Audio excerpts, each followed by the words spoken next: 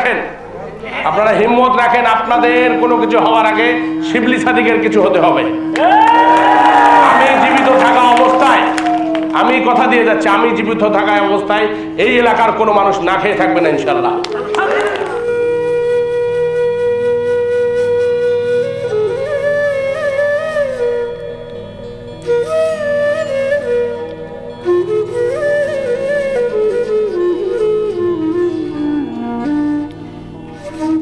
নাম, স্বামীর নাম কি?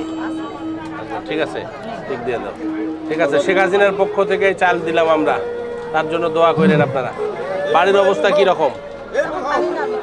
নামছে ইটের বাড়ি, তাহলে বেড়া। আচ্ছা আচ্ছা, কয়টা ঘর? একটাই।